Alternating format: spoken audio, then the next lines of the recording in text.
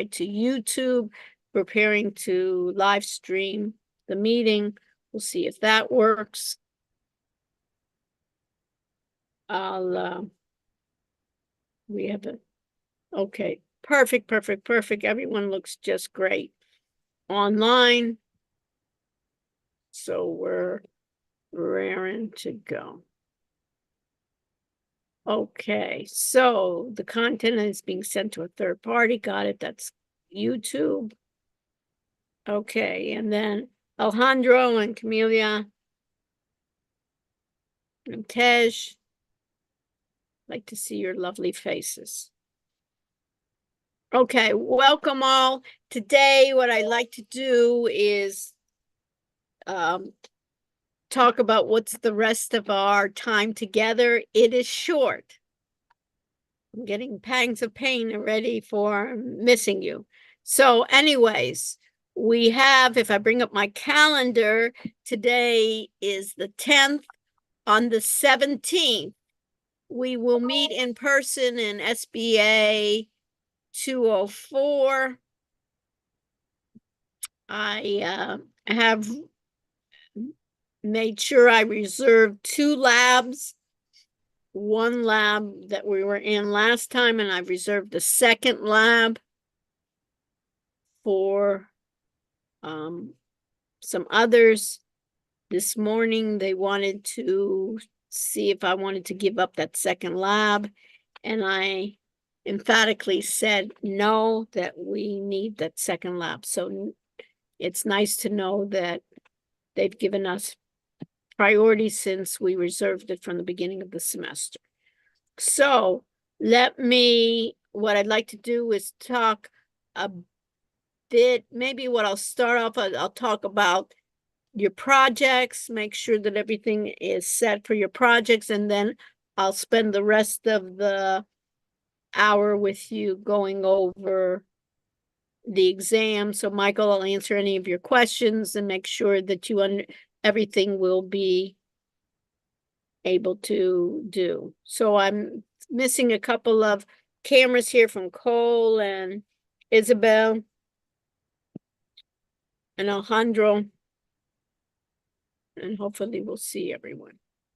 Okay, so let me share my screen.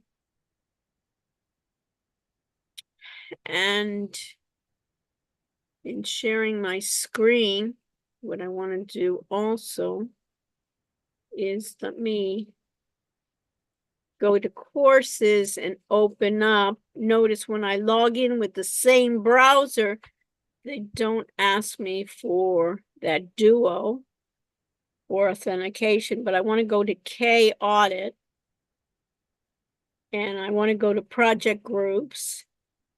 And what I want to emphasize right now, here's the project proposals. I don't know what this is. Okay. So group 1, you may want, you'll want to clean up your section. So this is what everybody's group should look like. If I go into group 0, it says project proposal. That should be one folder with your 3 ideas. Your second folder, everybody should just have 2 folders, one project proposal, the other one final project. And with that underneath is the final project will be, before I even enter it, this way I don't have to do a lot of clicking, is you will have your URL. This URL has already been upgraded from Destiny. What I have found out is that you need to be the owner when you first logged on to Wix before you shared with others to upgrade. So Destiny had some issues and made sure that she got ownership, and then she was able to upgrade. Make sure you use the code once you're available. If you have done your website, have it publishable, and you haven't gotten your code, please, even tonight, you can make sure it's published.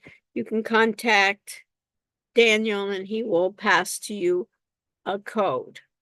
Okay, and Daniel, just so we know, I've asked Dylan to create a spreadsheet to make sure that we have, with each class, we know what codes we gave out and to whom. Okay, Daniel? Okay. So you can just check with him if he needs some help maybe on that, your doctor spreadsheet in my mind. Okay. But I don't think you need any major formulas for that one yet. No, I don't But think so. but anyway, it's just a good way for us to keep track, right? We just have limited uses of that, and that's a good way to know who we've given it to and what is the issue.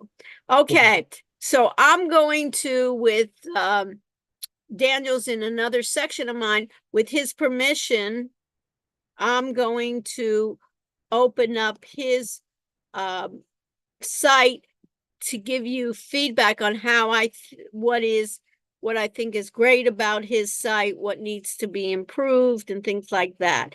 So I'm going to open his link in a new tab, and you can see right away when I go to it, he's already upgraded. And what I like about his upgrade, he really picked a really good domain name that in basing that IntelliAgent there, with that kind of that AI in the name. He created, and then I'll have also you chime in, Daniel, but what I like is the image that he did, created by a Gen AI. For our project, what I'd like you to do, anything that has been created by Gen AI, is to give Gen AI credit. The reason, usually it's not done, but what I like about it, and may be done in the future, they may do like watermarks and things like that later on. Why I like it is it gives you credibility that you have the insight of Gen AI. And you know what? It may even be nice here. So he's got a little asterisk, image generated with DALL-E by OpenAI. I like that you made it small, Daniel, and you may even have suggested prompt of the prompt that you used, almost as a teaching way for other people to see how it's improved, what was the prompt that you used, because that's a lot of times a difficulty in Gen AI to get something better, is that you almost have to be a prompt engineer. Later on, it probably will change, as you can see. And I liked it that you also said, who is it by? Okay, so this is also what I like about it, is kind of a moniker of helping AI elevate your business. We talked about some ways, maybe later on he can bring that in, and they'll even give a little bit, AI elevate a little bit of more essence to it. And then he has get in touch, which is good. The other part I like is everybody should have an about page. Talks about the team here. This was by Gen AI too, or this was by Wix, or what was this from, Daniel? I think that might have been from Wix. Okay, it may have been from Wix. You may want to try. This may be, and this sun is supposed to be like Jen, that this is coming out. You may want to try later on if you have time. Yeah, I might try something like that. Sometime I would try another. I have to First of think all, about what prompt. I don't like, you know what I don't like about it? It doesn't look like a too diverse crowd. It looks like all guys in maybe all guys in a suit, so I would They're make all it black. what? They're all black. Yeah, but anyway, so this is just a comment of mine. But another thing is I try another one, but it doesn't, but you got the idea. The other thing which I really like here, you got Daniel, he's all spiffed up, but you don't have to be spiffed up necessarily. You can be cool and hip on your dress, but and you're patriotic, everything here. But the thing that I like it is that not only is his name, but his position, and then during his tenure, right, where he's pursuing a degree, which is nice, but it doesn't just emphasize his major is blah, blah, blah, and it sounds like a student project, and then get in touch. And then Dylan, blah, blah, blah, and then he has his other member of Spencer. So, and what I like about it, see, this is okay too, where his is formal, he's out in the backyard, and then even Spencer's is fine that, wow, an accounting major can be out in the ocean. You know what I mean? So that's fine. What I also like about it is free course. I would even say free courses, Daniel. Plural, right? Yeah, I haven't gotten to that part Yeah, yet. but anyways, that's But this it. page has changed multiple times. I know. So you'll just say, Yeah. but this is nice. Our services view course.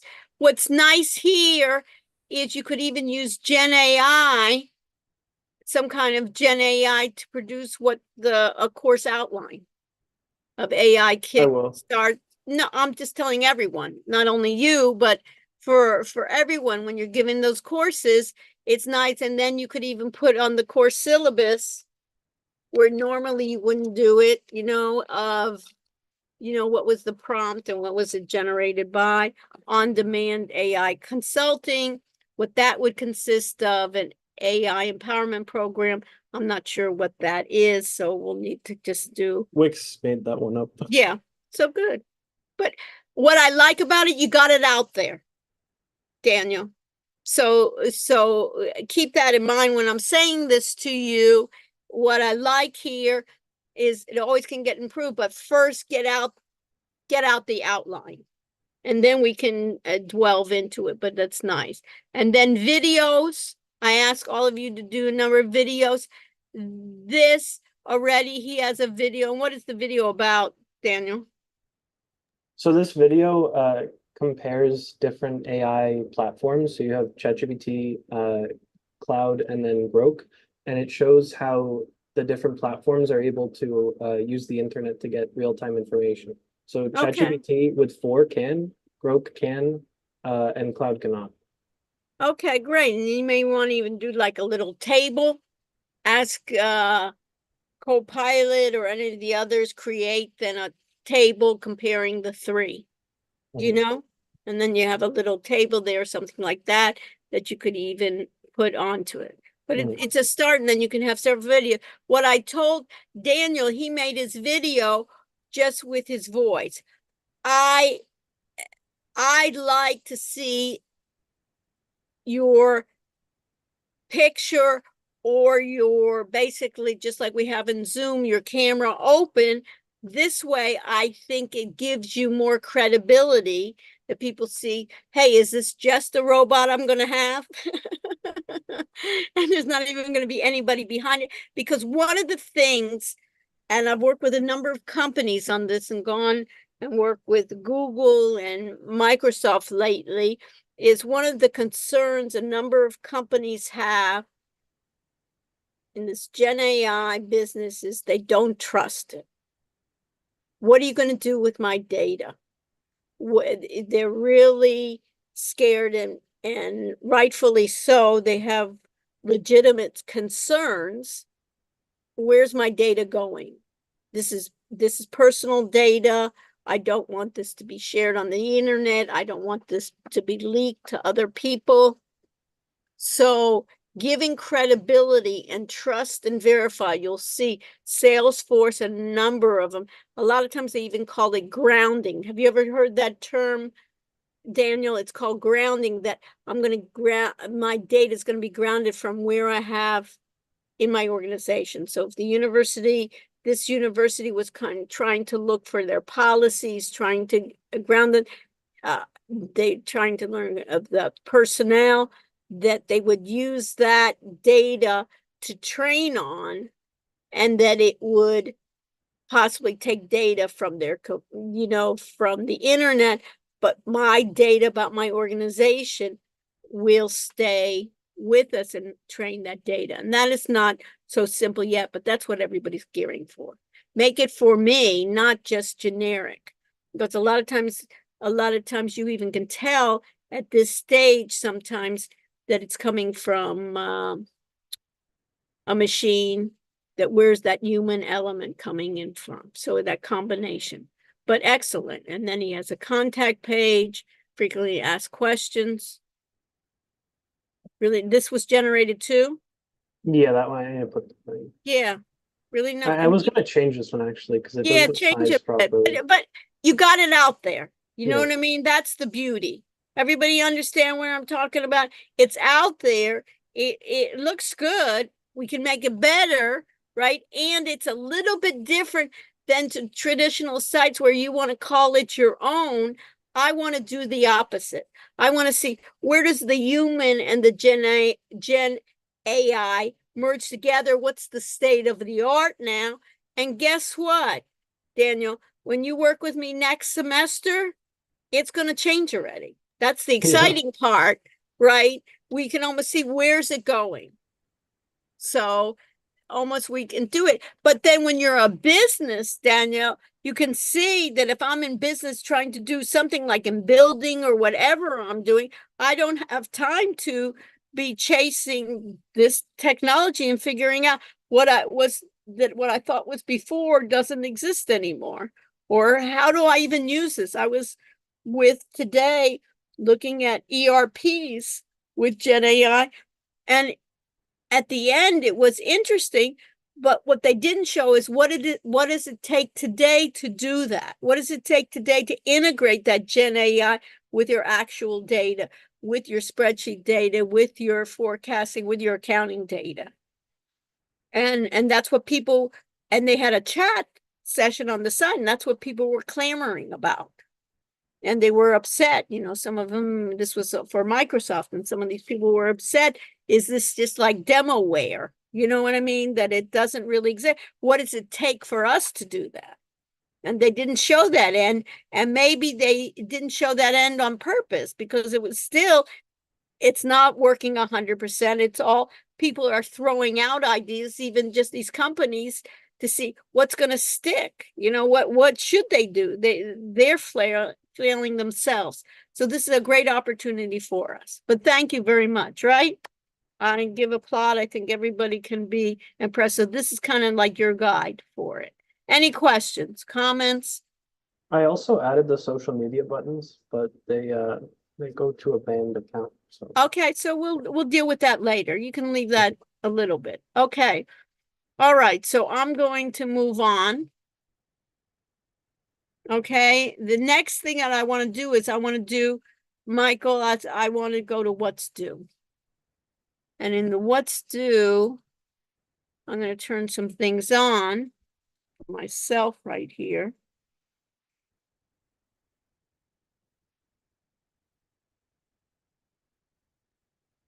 Okay, this is where I want to be. March 25th, we talked about cloud. This will be on the exam. Cloud computing, Azure, which is Microsoft's. I want you to read this. That's their cloud service. AWS is Amazon's cloud service. And these are the questions that we talked about before: cloud computing, the benefits, what are also the issues with cloud computing, what are our concerns, types of cloud computing, the public versus private versus hybrid, public being the most available. Anytime I'm getting any free services, right, Destiny, like Gmail or other types of Instagram, you're using a public cloud because it costs the least amount of dollars for those companies. Since how much am I spending? They're using other things. They're seeing my data and other things. So I'm paying a price, but I'm not outwardly paying for that. Private means that I'm so concerned about my data that I don't want to be going through the regular internet. I may want to be doing something like a virtual private network to have it private. I want my data to be encrypted. In some parts, I don't even want to share my data on the same computer with other people. And hybrid would be a combination of those two, right? That some of my data, I don't mind it being shared by others, even though they're all password protected, and some of it being private. We talked last time about infrastructure as a service, platform as a service, software as a service. We'll talk about that in terms of even when we use NinjaTrader. We talked about it that when we were remote, we were using Microsoft's Azure infrastructure. Infrastructure is, you can think about it as hardware. Their platform, we use Windows. So that was the platform operating system, and software, we use NinjaTrader. Examples of it. Then the generative AI, this is one article that I want you to read. Another one is right here on artificial intelligence. Again, benefits, limitations, cases, concerns, subfields of AI, how it's applied, and the challenges. We talked about that before. This is a repeat. Today, yet last time was the ERP, Enterprise Resource Planning. We talked about it. Probably the next step of Enterprise Resource Planning will be to incorporate Gen AI into that, where we have different parts of the organization sharing the same databases. And basically on Monday, I want to make sure that everybody has upgraded to the basic business. Some of you have already done that. And basically talked about starting to move to. We'll go over that. Maybe you'll help me on Monday start going over how to do SEO, search engine optimization, where on your dashboard under marketing for get found on Google, you can follow those steps. Okay, so let me do this. I need to make this available. So I have to, edit mode is on. It's okay with that.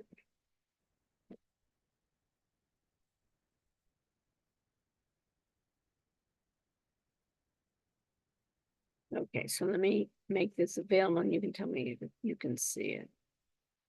So make available. And let me just turn this off. And you should see this Wednesday, April 17th in person. So Michael Wessels, do you see it on your end? Yes. Okay, so you see here that the exam is in person, SB 204, the same room as we were before. You remember that room? However, please bring your own computer in case there's issues with the lab's computers. You know there was. Make sure that you have Respondus installed on your laptop, and bring a Kane ID card. Let me know when you come in if you require special assistance, and I will accommodate you. The chapters covered will be these. 4 and 5 are the same chapters that you had in the first exam. I'm adding Tech Guide 3 Cloud Computing. Chapter 14 is AI. Chapter 10 is ERP and analytics. What I would like to state is I'll spend less time asking you questions, or fewer questions, on chapter 12 and chapter 10. Okay, so let's look at, you can download this with me. And let me see if I have this. Okay, so let me move this a bit. Okay, so basically the review, these are the chapters. This first column, and probably column and a half, you've already seen. Right, Michael? Wessels, you remember risk, that anything that I do in business, anything I do in life has a risk, but especially in business, what are we doing all the time? Is we're assessing the risk based on certain companies, based on where we are in the company. We take more risks than others, and we need to be aware of how much risk we want to take. What is our exposure to those risks? For instance, being a university that is well known, has exposure that a lot of the hackers really loved to hack into universities because they can get a lot of data.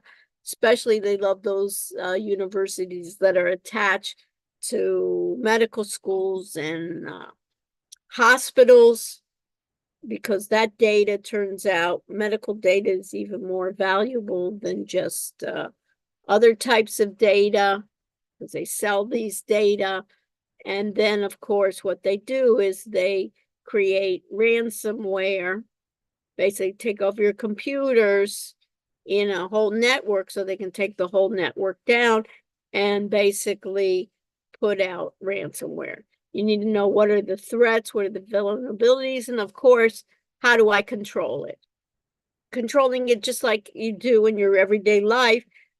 If I have a house, right, I want to have physical controls, that I lock my doors, right, that I may have a fence, I may have a dog, I may have a couple of dogs, whatever it is, physical, that control my risk, who can gain access to it. And if we're thinking about cyber, right, and we're thinking about digital, notice in our university, they've been starting to try to lock down certain functions. And there's always a balance is between what I need to do for my living, for my work situation, versus how much are you going to restrict. So here at the university, they started restricting a lot of research, and they said, hey, that's not going to happen because we're on grant money. We need to have access. We have a number of boats, for instance, in marine science that has certain equipment. We have certain equipment in our medical facilities that we can't just clamp down. So these are areas in which to do it. You have these, we've talked about these before. And then in this area, you see, which is new, is that cloud computing, similar to what we just reviewed. Okay, any questions? Michael, does that make sense? Thumbs up, okay? Yes. Okay, I just want to make sure that you realize that. So this part, you can review because it's been a while, but it's nothing that you haven't seen before.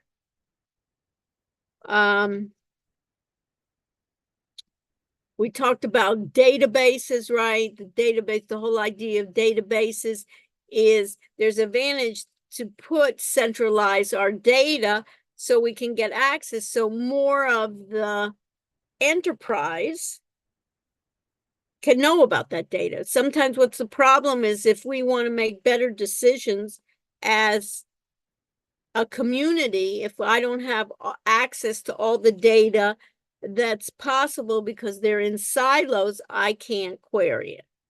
So for instance, in this case, if I were looking at a part that I'm not available. So Victoria, how are you doing? Okay, does this make sense? Yes, Okay, so Victoria, what is your major? Remind me again. I'm legal studies. Legal studies. So let's say some law firms, do you want to go to law school? Was that an idea? Yeah, So if some law schools wanted, then they say, we want to have, and what year are you? I'm a freshman.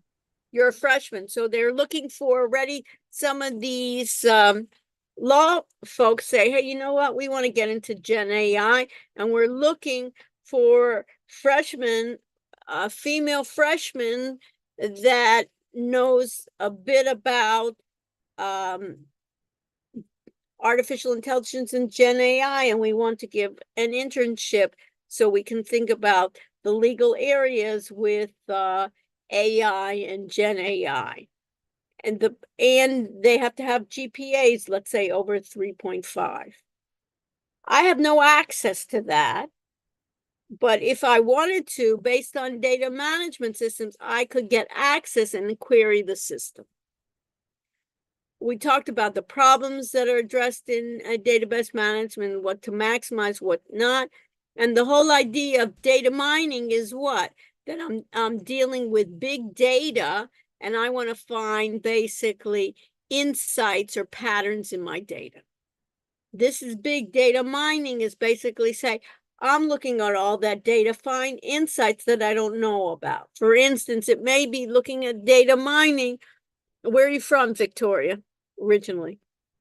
New Jersey. New Jersey. So it may be looking at my studies at the end of the university when they do exit polls. They may ask, what was your impression of the university? How did you like the university? And basically it can do in the data mining, I want to have students that are really happy with the university. There'll be better retention, plus there'll be better alumni, and they'll want to contribute to the university once they're successful. And I may see something when I ask the system to do that data mining that may come up with something that I never knew about. Those from New Jersey were more satisfied, or they really felt at home at the University of Miami.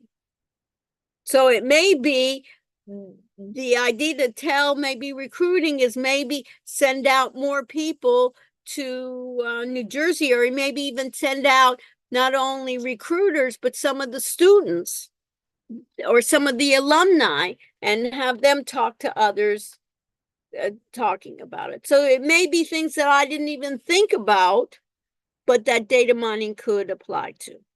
Then we talked about artificial intelligence in the class, machine learning. The difference between machine learning versus traditional computing is what?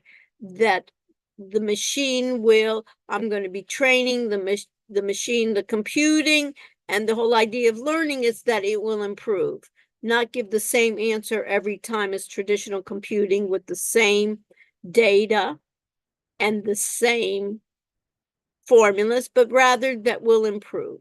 And then there's deep learning that you can look at, and deep learning is even more complicated than machine learning to teach the computer, because in this case you're going to be doing complicated things that we just take for granted, like vision. It's very hard for the computer to recognize objects, to recognize what's moving, what is prioritizing. A lot of times in autonomous vehicles, it's been years till they try to say, hey, we're not going to hit that pedestrian walking, we're not going to hit a running a dog or a child. You think that's, for us, it's thinking about it, it's not hard to distinguish, but for the computer it is. So in terms of deep learning, you have these terms here we talked about last time on ERP, the enterprise, which is a large organization, the purposes and its trends. We talked about transaction processing systems. A transaction is what? So Seth, what's a transaction? If I go to Publix and you just like cashier scans, we buy a bottle of water and he or she scans it, and then I put in my credit card, right? You've done that hundreds of times. That's considered a transaction, right, Seth? So what do we have to do is we have to process all those transactions. And what do we have to do? We have to hook up into the inventory system that when I've bought a bottle of water, right, that has to be reduced from my inventory. In what? Either transaction processing systems, we can do it in batch format, like at the end of the day, or transaction processing systems in real time. If I go ahead and I say, you know what, I want to take a flight from here to San Francisco tonight, right? I need real time or batch. I need real time because I want to be sure that that seat is available. And when I buy that seat, that takes it out of inventory. But notice a lot of times these companies, what do? They overbook. Why? Seth, why do they overbook? Have you ever been to the airport where they say, we've overbooked? Is anybody willing to go on to the next flight or fly tomorrow? Have you ever been like that, Seth? Yes, I have. Why don't they do they're paying me not to go on a flight. You think they want to pay me not to go on the flight? Of course they don't. So why did that happen? Well, I'm assuming it's so they can make sure that they booked all of the seats. Yeah, they overbooked because what? In the past, right? What they found out is a certain percentage don't show up. And they basically, the more they're accurate, what do they want to do? Later on, if they see that they always are overbooking and they always have to pay out extra for people to not take the flight, they want to improve that predictive purpose. So that's the area in which they want to improve. They want to be accurate. It has to be critical support operations. So these are areas, and then they have exception reporting. And in this case, what do you think, Sophie, what do you think is exception reporting? What is exception? If, for instance, I get reports, let's say I give test 2, and at the end it'll give me a report of the system will give me a report of how everyone did. They'll give me the average, and what would be exception reporting? They'll give me a separate report of exceptions. What do you think that means? Exception reporting is like getting data that's like not within the normal limits. Right. So in a test, it would be who would be in my exception reporting? What types of grades would they have? Grades, it would be either really high or really low. Right. So I would get the exception reportings. If I had 2 people that got 100, that would be my exception reporting. And if there were the people that got 20 and 30, right, that would be exceptions. And what we use exception reporting in any type of business is that I can deal with those exceptions. Those people that got 100s, for instance, my class, I could reach out and say, do you want to be assistant to the teaching assistants to be next semester my paid assistant? Or those that are haven't done well, it may be, if it was the first test, it may be exception reporting saying maybe you should be dropping this class. Or if not that part of dropping this class, it may be, what is it that you didn't get? You didn't attend the classes, you didn't do the homeworks, you were just basically doing some other things. That would be in the same thing with sales, right, Sophie? It could be, I would look at which products were not selling well, right? Or which salespeople were not selling, or which states were not selling, or which parts of the country were not selling, right? Or which ones were my winners. I want to keep my winners, right? And remove those products that are not selling, or figure out why they weren't. It could be because there's a lot of returns. They were selling, right? But an exception, this product came back all the time.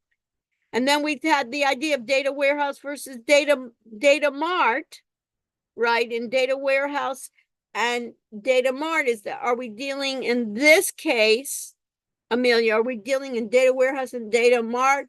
A,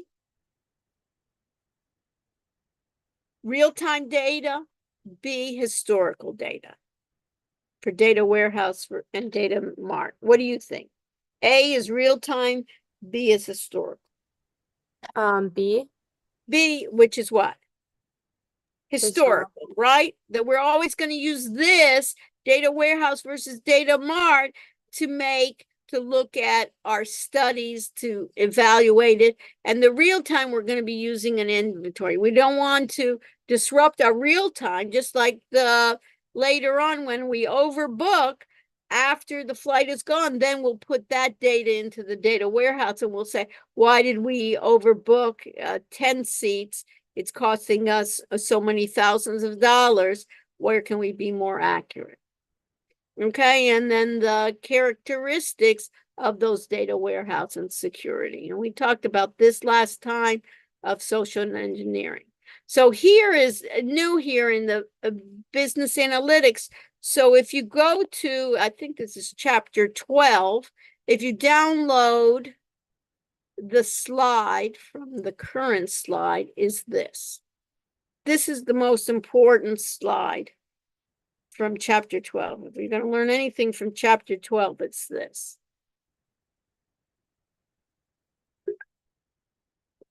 And under PowerPoint, you can download that. So this is the business analytics process. What happens here is insightful. We have a business problem, whether it's retention of students, let's say even it's or in our trading strategy, our problem is we're not profitable enough in our trades. Basically, we have to deal with data management. And the data management is we have to get the data. Internal data and external data. And you remember when we were doing, even Caden, when we were doing Ninja Trader, you remember we used to get the end of day free data from Kinetic. You remember that? We clicked on Kinetic. Yeah. You remember that? And we got, that was our external data. We could get internal data. We can get big data. Doesn't matter. And sometimes we need to clean the data. So if we were going from the university, we would need to clean the data because maybe it didn't have, all of a sudden, it didn't have what state you were from. You remember how I was talking to Victoria that maybe we're going to look at which students coming from which area or which states or which countries seem to be most, not only most successful at the university, but really are enthusiastic about the university, that they would recommend it to others, and we would be pleased by it, that they could do it. And then you can see here, you see here on the data warehouse, this is where the data is being stored. And at this point, we have 3 areas of what we're going to do with the data. This is important for you to even jot down. Descriptive analytics, predictive analytics, and prescriptive analytics. So if I think about descriptive analytics, I'm thinking about the past. So you can put in your notes here, descriptive is about the past, and you know descriptive statistics. Even if you haven't taken it, right, statistics, you know what descriptive statistics are. When I give a test, you remember that, Caden? One of the first things people ask me is, what's the average? Are you going to curve? Yeah. You remember that, all the excitement? How much are you going to curve by? What's the curve? What's the curve? And I kept on saying, you may not want the curve, because what a curve could be is a possible curve could be a Watch this, ready? Oh. So that curve could then be a normal distribution where there would be very few A's, a little bit of B's, and the majority of the class would get C's, and some would get D's, and some would get F's. Sometimes you don't want those curves, but it doesn't matter. This is ridiculous. The same thing, descriptive, was the idea of back testing. Remember, we were looking at back testing, how well it did. So this is the descriptive, using a lot of times in descriptive, my data mining, my decision support, my pivot tables, describing my data. Predictive analytics is more difficult, because is it the past or the future? So Garen is predictive, A, the past, B, the present, or C, the future? The future. Future, right? And that's what we really want to know, is not what the stock did in the past. We all can know that. You don't have to be brilliant to do that. What's the hard time is, what's it going to do tomorrow? What's it going to do in a month from now? How long should I hold it? Right? So in the predictive statistic, you put here that this is going to be my future. My future here is predicting the future. Same thing like the airlines. The future is how many people are not going to show up. I know in the past, 10% didn't show up or 5% didn't show up. But does the past necessarily mean the future? No. And what is it that I can assess that? And then in predictive, this is where I'm going to use other techniques, statistical techniques, right, to be able to forecast. And notice here is linear, multiple regression. We have a number of it. I can have non-linear. Notice in stocks, when I use linear regression, it's not going to be as accurate, right? Because my stock market doesn't work as accurate. Maybe in other areas, linear is a better predictor based on my data. So I know then what my future is. And then the third part is what we call prescriptive analytics. And that's my decision. Basically, what should we do? This is what has happened in the past, what could happen, and notice it's could, it's not what what could happen. And now, based on this, what should we do? Should I buy? Should I sell? Should I just stay put? You're doing that every day, right? When you're thinking about it. And then this is the area where I have a prescription. Now, sometimes what I'm going to do, and in this case, then I do recommended actions. This is where Gen AI could help. Gen AI could help in doing taking my data, cleaning my data, could help in doing my statistics, right? It could aid in doing those formulas. It could aid in terms of figuring out which of these statistical procedures based on what my data looks like I should use. It could help in doing the actual data analysis. And then what I would want is it could then give me suggestions. Right now, this has been done a lot by humans. What the predictive analytics could do would be help us during that part. And then we would have actionable business decisions. What should be recommended? And in this point, once it now asks the questions, we would have new questions. And notice here, the underlying technologies were based on if I had a lot of data, those large GPUs would be used. I get the higher volume storage. I'd have faster networks. Then I would use artificial intelligence models like artificial neural networks, trying to mimic my human beings. I would use machine learning, deep learning. And what they haven't added on to this slide, which you should do, is then that's where the generative AI comes from. The problem with the generative AI is coming out with maybe some new ideas, and then we have to check to see if it's really accurate, have to kind of spend time with the prompts and getting that correctly. But this is, and here in presentations and tools where we have, what they call the business intelligence, the dashboards, the tableaus and others, and the graphs.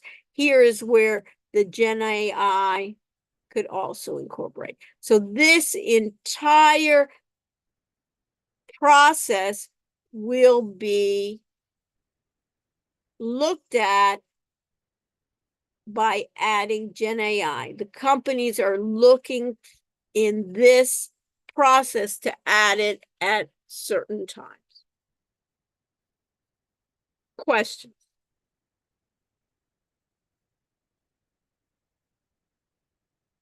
Questions, Sophie? Does that make sense? Yes. So you understand that? You can see that this is where you've been looking, even in that a business 150, haven't you done like the descriptive analytics? And when you think about it, this is where that Gen AI can say, what should we do next? This is the hard part. And that you would have to go back and see how you would have to train it. The machine learning here would go back and say, hey, we were 10% off here. You know, if I went to the airport, what the airport wants to do is what? They don't want to basically overbook, but they don't want to have empty seats. It's just like a cruise line. Every time I have an empty seat, right, I'm losing. But the problem is, if I overbook, I'm expecting certain people not to show up. So I have to be, if too many people, I'm having to bump off of flights, then I want to see how I can predict it better. Go back to these machine learning and these neural nets to help me reduce my errors. That's what they're doing each time. Machine learning is helping me reduce my errors.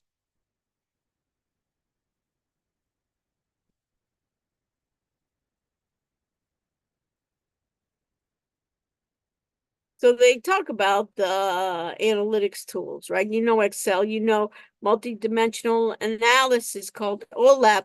Another version is they have a lot of things. It's basically pivot tables on steroids. And then you think about the data mining and the decision support systems. All of this, they're incorporating Gen AI to it. There's not a product out there, from the Tableaus to the SAPs to Microsoft, that's not thinking, okay, how are we going to then help our end users, our data analysts, on how to get help along the side, get assistance. If not completely doing it by the machine and automating it, help along the way.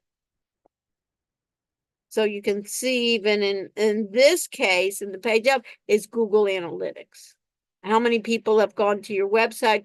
Who are the types of people that go to your website? How can you improve your website? How long were they on your pages? How can you improve to get more traction?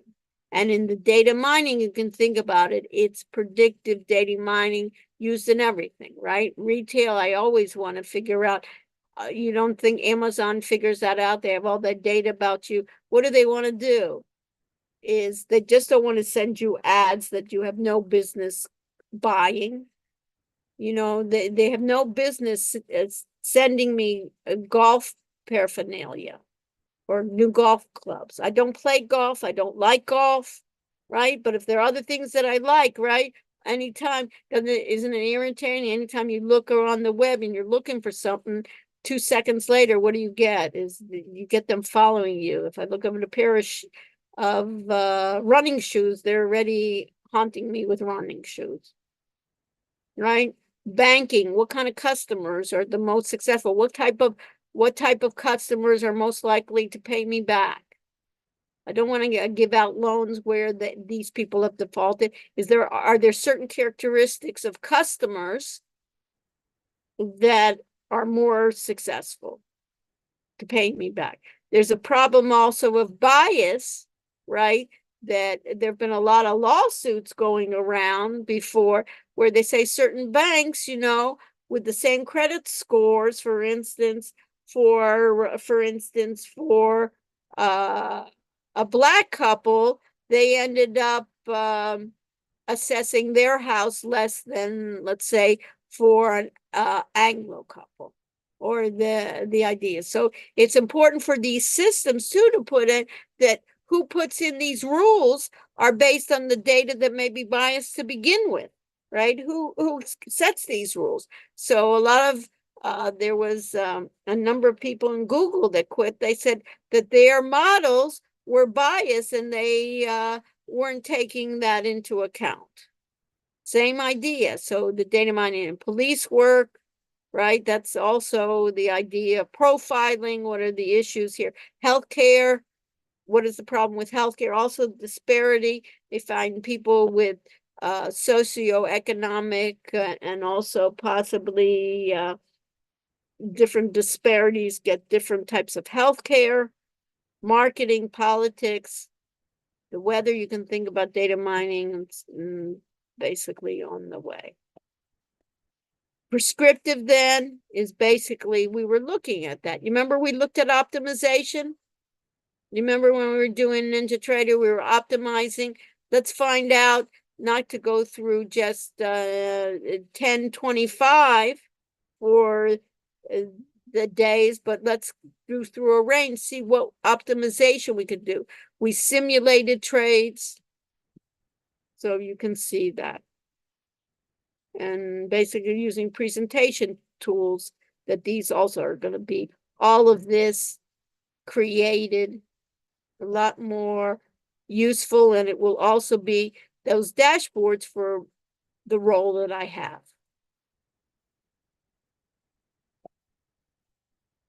And you can see sometimes those problems with all that management cockpit is there's overload. It's maybe I need then the Gen AI to help me find in actionable terms, what should I do? All those, I get a little bit dizzy looking at all those screens.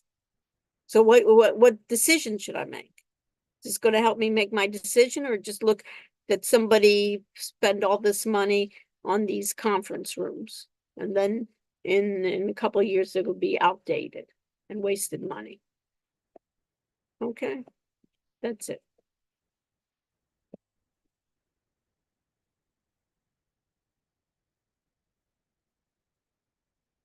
And then if I go back, you can see here is then I list out the articles and possible questions. So, Sophie, do I have something that I need to emphasize, or anything that was not clear that I described? I don't think so. Good. So Dr. hopefully, Rush, so for the exam next Wednesday, yeah, it's basically the same format, like all the same stuff, same timing, same, all that.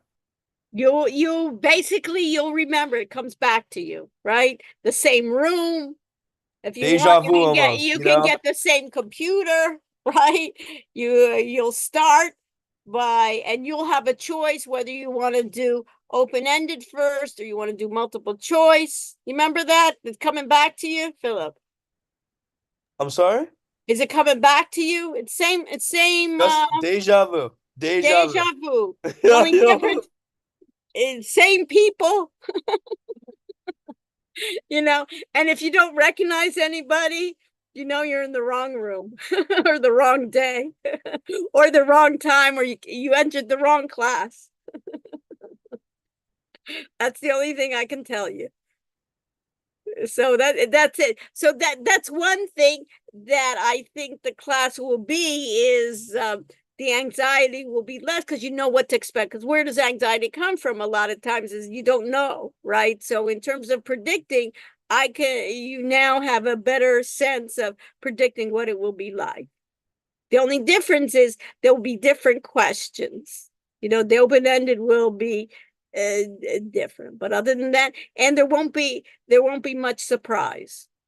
On the open-ended, it won't be, oh God, I didn't know she was going to ask that. That came out of left field. Okay. So Jalen, what's up? Not much. All good. All good, right? So I think we all kind of got the idea. We'll meet on Monday. So what I need to do is each group needs to get their website up and running. You see already, we gave an example from Daniel. You can, Jalen, you can look at his as where you want to go. You need to work in your group, because guess what? After the 17th, if even I look at the calendar, right? We have the following week. And then on that following Monday, we do a presentation. So we need to go like time management things. You know what you have to do on the exam. The exam in this case, I'm even using 2 of the chapters we had last time. So it's not going to be new, new material. And rather than doing, the second exam being comprehensive, I'd rather just kind of focus on fewer chapters. You got it, Jalen? But we need to get your projects going too. So you guys, what I suggest you do is you meet this weekend between now and before Monday, and actually do work on the it's easy to kind of slough it off, and say, hey, we'll slack it. And guess what? The project is worth more than the exam. So if everybody's worried about their grade, is a type there too. So it's obvious, and you'll be presenting, and then after you present, you'll be recording a full presentation, so it'll be obvious, who's done well and who hasn't. Okay? So any other questions? I'm going to take attendance. You stay with me. I'll stay with you as long as you need me. And we'll work it out. Anything else? So let me share my. Also, the quiz and the assignment are due on Monday. Yes, yes. They've been up, and thank you, Daniel. They've been up for a while. So the next chapter, which is what? Is that 12? Yeah, Yeah, it's 12 data. yeah, analytics. 12 is due on Monday. So that business analytic, I gave you a preview of it. Okay? Any comments that I need to know? Otherwise, see you then. Let's do the share screen. Stay with me if you'd like to chat or whatever you want. Let's see what we got here. We need attendance. Yeah, so just to emphasize, right, on the 15th, which is Monday, is the quiz from chapter 12 and the Wiley. And I just went over that for you. Okay, so attendance. Let's see what happens. Let me do check-in. Let me end check-in because I think that was currently running. Just K, start check-in. Let's see. 7945. 7945. See if that works. See if that will give you. All right, Dr. Rush, have a great rest of your day and weekend. Yes, I'm fun day. looking forward to it. All right, take it easy. You too. Ciao, ciao. Have a great weekend, Dr. Rush. Thanks. Ciao.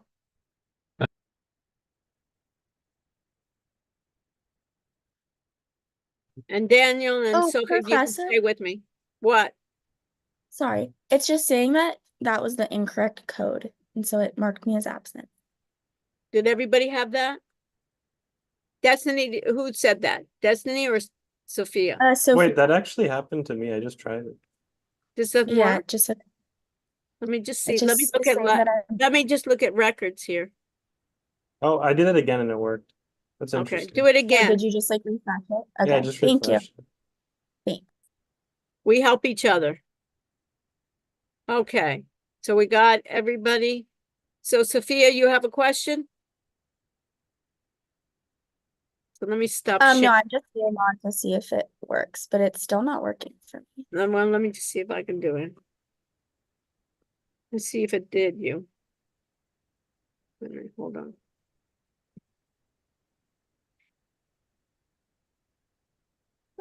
I'll just make you, okay? Oh, thank you. Hold on, just make sure that it is. Sophia, hold on. Perfect. Thank you so much. Present update. Check it before. We always have to check each other, right? Yes, I see a check. Thank you. There are always issues. Okay, ciao, ciao. Okay, let me stop sharing. Okay, YouTube. I need to stop my YouTube. Thank you very much.